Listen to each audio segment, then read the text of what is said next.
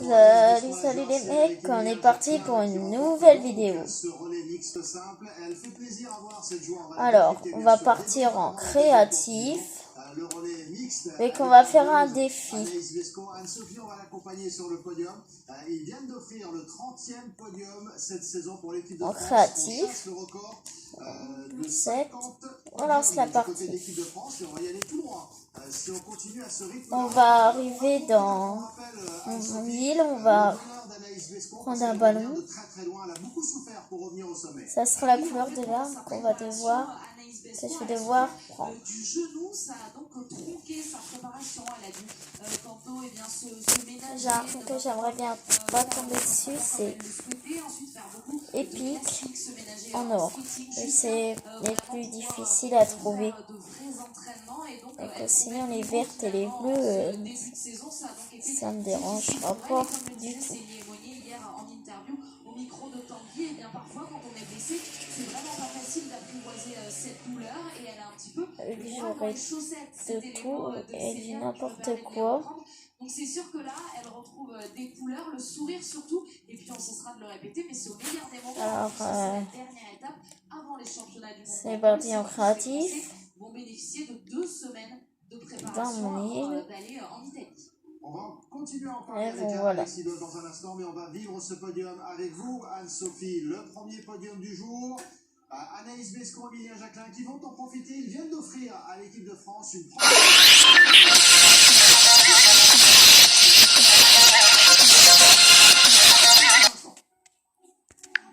Voilà.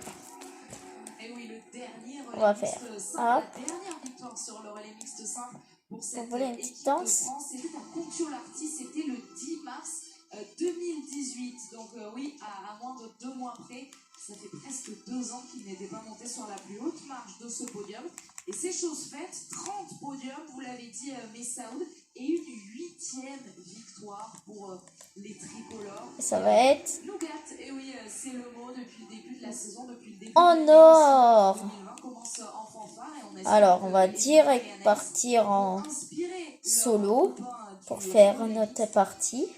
Avec l'équipe de France qui s'élancera tout à l'heure avec. On va essayer de faire top 1 avec les armes légendaires. J'espère que j'aurai de la chance, que je me fasse pailler. Parce que je trouverai des armes vite. Si je trouve pas des armes vite, ça va mal, ça va pas être terrible. Avec Simon Eder et Lisa Teresa Hauser. Ils sont réputés pour être de très bons tireurs sur le circuit. Et c'est donc pas une Attendez. surprise de les voir ici, sur ce podium. Eux qui avaient déjà terminé à la 2e. Vous voyez mieux, non? La saison dernière, au même moment, sur ce même format de course qui leur réussit.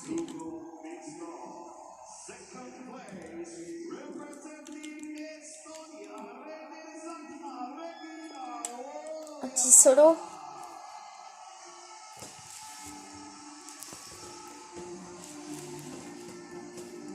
Et c'est parti. On va essayer de faire top 1 comme ça.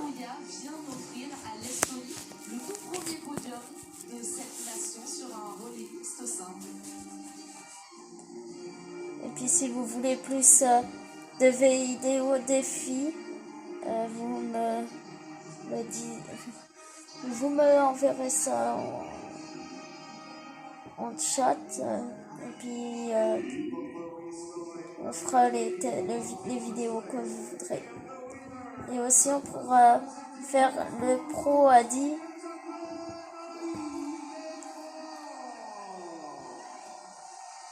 Dans des maps. Attention, Anaïs Bescon qui en perd ses skis avant de monter sur la plus haute marche du podium, sous les allées les bleus des supporters français très présents ici.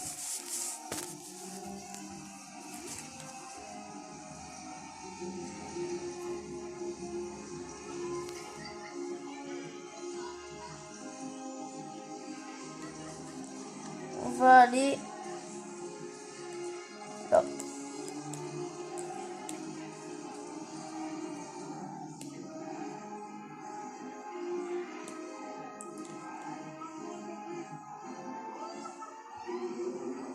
On va aller dans l'île du milieu. On trouvera peut-être des armes en or. La victoire de l'équipe de France pour un 30e podium cette saison. Rendez-vous compte, 30 podiums et 8 victoires sur l'ensemble de la saison déjà pour l'équipe de France. Le bonheur contagieux d'Anaïs Bescon. Alexis, ça vous fait plaisir de la voir comme ça. Pour Emilien, c'est aussi l'occasion de se relancer. Mais le visage d'Anaïs Bescon qui est resplendissant et ça fait du bien de la voir comme ça. Oui, ça fait du bien de voir Anaïs enchaîner 2 bonnes courses comme ça, de stabiliser ses tirs qui sont très bons en ce moment, et puis de féliciter l'équipe de France d'une manière générale qui est la seule grosse nation à répondre présent sur cette course. Il faut quand même le signaler. La Norvège voilà, la Norvège et l'Allemagne sont passés à côté. Ah bah, je peux pas le prendre. C'est très fort. La Norvège 10e et l'Allemagne 11e. C'est vous dire effectivement si l'équipe de France a fait fort aujourd'hui, c'était la nation favorite aux côtés de la Norvège et de l'Allemagne. Et les Bleus sont remarquablement sortis avec cette victoire. Ça fait du bien parce qu'on est à une quinzaine de jours, un petit peu plus, des mondiaux à Antols. Ce relais mixte simple pour surveiller la composition aussi en vue des mondiaux. Et c'est fait pour cette équipe de France qui s'impose. Qu'est-ce qu'on retient principalement de cette course, Alexis? On retient les bons tirs d'Anaïs, l'engagement des J'ai juste fait le kill vu que sinon ça en savant qu'il était dans ma maison, qui a vraiment de belles qualités physiques qui correspondent bien à ils auraient mis une tête. Et qu'il a, comme vous avez vu, il avait le snipe en or, le snipe vert. Et pour l'Autriche qui aura le même duo, et pour l'équipe de France, il y a de grandes chances que ça change. Pour la Norvège, on gardera on mettra peut-être avec une Olsbo-Reuseland ou une Thierry Lecoff. Donc on verra ça. Toujours est-il qu'aujourd'hui, il y a une belle chose pour l'équipe de France. Voilà, petite popose. Nous a montré de belles choses. On se met bien. Pourquoi pas tenir comme ça en toss. On a vu de la complicité entre Emilien Jacquelin et Anaïs Bescon. C'est important sur ce format très particulier. Ça veut dire qu'on peut construire là-dessus également. C'est un argument solide pour les mondiaux. Il faudra voir au moment où on fera les choix de composition d'équipe, les athlètes qui sont en forme. Si un athlète qui oublié que c'était là-bas que j'avais construit. Emilien fait vraiment part de son souhait de participer à cette course, les entraîneurs ne pourront pas forcément aller contre ça. Par contre, je vais aller dans l'autre maison en essayant de trouver une arme en or, sinon... de Thomas Consalves avec Tanguy Carvas, l'équipe de France à droite de votre écran, en direct, qui est en train on changera de maison. Ce podium, Fred Jean à droite de l'écran, vous apercevez Stéphane Moutieu également, le patron au plein centre de cette équipe de France. On reste longtemps ensemble après une course comme ça, à échanger, à débriefer, Alexis. Alors là, on va pas rester longtemps ensemble parce qu'il y a la deuxième course qui va arriver tout de suite derrière. Oh là, je sais qu'il y en a un par là. On va avoir Tanguy qui va arriver. Exactement, Tanguy qui est avec les Estoniens qui signent un podium historique. Je pense pas qu'on trouvera une arme en or, mais bon. Soit on en trouvera, mais avec que de la chance. On était juste choqués, on a encore du mal à le croire. Je l'ai pas fait celle-là. Parlez-nous de votre dernier coup. Vous pensez que j'ai quoi? Un bonheur? Vous pensez que je tombais? Que je vais quand même tomber. Mais... Je pensais qu'on allait terminer 4e, mais je me suis dit, il faut juste que j'essaye, que j'y aille. Félicitations à vous deux parce que c'est bien sûr une victoire à partager. Une victoire historique, enfin une victoire, oui, un podium qui est synonyme de victoire pour cette équipe d'Estonie. Bravo Alexis, vous l'aviez senti dans l'avant-course d'ailleurs. Vous le disiez, ce format peut permettre à des nations qui ont moins de chance. Encore la même, toujours pas d'armes en or. D'aller chercher quelque chose et c'est le cas de l'Estonie. Oui, ils ne trouveraient pas 4 filles capables de rivaliser face aux grosses nations, ils ne trouveraient pas 4 hommes capables de rivaliser face aux grosses nations, et ils ne trouveraient pas 2 hommes, 2 filles pour pouvoir rivaliser sur des relais mixtes. Donc effectivement, c'est leur format, et ils seront en mesure de, pourquoi pas, jouer une médaille sur les mondiaux grâce à cette course. On est au cœur de 5 heures de direct biathlon non-stop. La victoire sur ce relais mixte. J'ai un dans quelques minutes, le relais mixte cette fois-ci avec beaucoup d'espoir du côté de l'équipe de France là encore. Et on va retrouver Tanguy une nouvelle fois avec Fred Jean, l'entraîneur de cette équipe de France féminine qui doit être heureux. Bravo, c'est fait. Une nouvelle gommette. Est-ce que c'est lui qui va la mettre dans le... On va essayer d'empêcher une arme en or. Ça vaut Tanguy, tiens. Qui va coller la gommette? Est-ce que c'est vous? Est-ce que c'est Franck? Il y a 4 coachs, donc il y a 4 possibilités pour la gommette de cette il y a quelqu'un qui est passé par là. Ça va se finir en chifoumi. Hein. On va voir comment ça va se passer dans le truck après le relais mix. En général, c'est quand ça claque des podiums, c'est le petit protocole de fin de journée. C'est une journée intense parce que bon, il y a un beau podium, il y a une belle victoire, mais il faut déjà... On va essayer d'aller à un petit sprint. Il y a le relais mixte. Essayer de trouver une arme en or. Là, les techniciens, ils ont malheureusement même pas pu vivre la remise Donc des là, prix. on est déjà au top. Je pense que les skis fonctionnaient vraiment très bien. Donc on les avait même pas avec On est déjà au top 51 sans arme en or. Alors, C'était déjà pendant la course d'Anaïs et d'Emilien. Donc voilà, là ils sont déjà actifs dans le truck et puis on les retrouvera après le relais mixte. Pour expliquer justement leur travail. vous voyez ce que ça fait. Juste derrière les skis, je sais pas si vous pouvez les attraper. Mais ça, oui, il y avait deux paires de Si skis. je meurs, on en sera une. Effectivement, et il y a deux relais, donc deux paires de skis, ça marchait plutôt bien. Donc oui, les athlètes avaient une paire de skis d'entraînement avec laquelle ils se sont échauffés et ils avaient derrière deux paires de skis course. Et en fait, les techniciens avaient préparé en amont la deuxième paire qu'ils ont utilisée sur leur deuxième relais pour que la glisse soit optimale tout de suite. Parce que la distance est tellement courte qu'il faut que ça glisse tout de suite. Donc voilà, il y avait deux paires pour Emilien et deux paires pour Anaïs. Merci Fred, et puis il y a Anaïs qui nous rejoint, qui arrive. Anaïs qui m'a fait un petit signe et qui me dit je veux parler à la télé. Avec 3 popos. J'en ai pas encore assez. Je voulais juste, si je peux, faire un gros bisou à ma grande sœur et lui dire que j'ai gagné un joli bouquet pour son anniversaire aujourd'hui. Bon anniversaire Coralie. Et maintenant vous allez regarder les copains à la télé. Voilà ce que je redoutais. Depuis le fond de mon lit maintenant. Un peu de repos, on a pour le coup un peu plus de 24 heures de repos avant la master de demain. Et puis voilà, un bel objectif pour bien finir la semaine. Et puis le mois de janvier, c'était sympa. Nouvel exercice à 4 tirs que vous appréciez. Ouais, depuis hier particulièrement. Elle commence à être chez elle, pas plus qu'elle cette semaine. Merci à tous les deux. C'est bon de voir Anaïs Bescon comme ça, on est tellement heureux pour elle. On salue donc Coralie, la sœur d'Anaïs. Elle fait du biathlon ou pas, sa sœur? On va pas demander. Pas que je sache, je ne la connais pas, mais ça lui plaît. Eh bien, très bien. Coralie, bon anniversaire et le bouquet vous sera remis par Anaïs Bescon quand elle va rentrer, parce que les athlètes vont pouvoir rentrer avant les mondiaux qui auront lieu dans 19 jours, J-19. Tout à l'heure, le décompte qui est tenu, le compte à rebours par Anne-Sophie. Vous apercevez les images. Vous avez vu comment faut faire? Préparer de nouveau le stade, le pas de tir, le tour de pénalité, on change d'ailleurs le tour de pénalité, effectivement, Alexis, parce qu'il sera plus grand que celui sur le relais mixte 5. En plus, j'ai pas d'arme pour la faire descendre. Donc on remodifie les pistes avec les V-boards, on les replace pour que la nœud pénalité soit 150 mètres et pas 75 mètres pour avoir la distance qui correspond. Ah bah, c'était même sûr. Les traditionnels réglages, les traditionnelles vérifications également des carabines. L'équipe d'Allemagne qu'on surveille. Vous voulez qu'on en relance une ou pas? De notre française aujourd'hui. Bah oui, on va en recommencer une. Mixte côté équipe de France. On va d'ailleurs, Anne-Sophie, en profiter pour donner la start list et la composition de ce relais français aujourd'hui.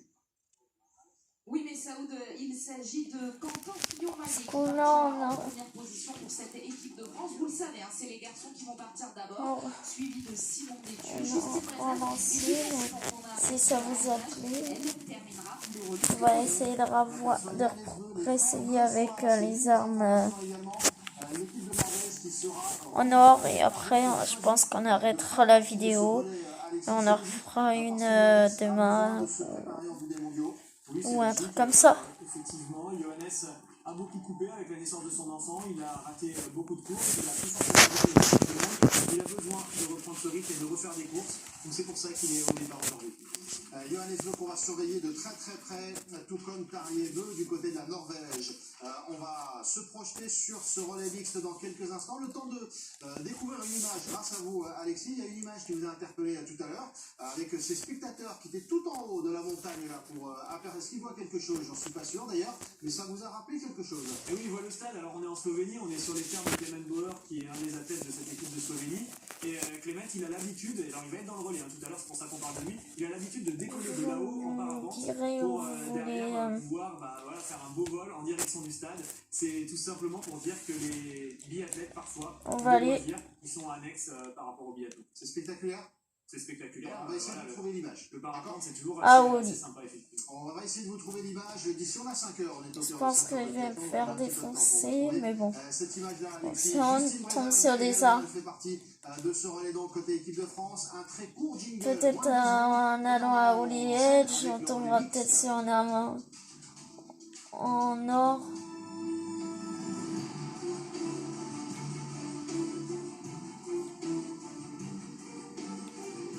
Alors si on n'y tombe pas, ça sera pas grave.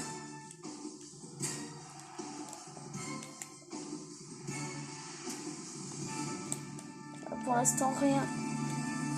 Prends que ça, la canne à pêche. Très précisément, je rectifie, mais c'était court quand même.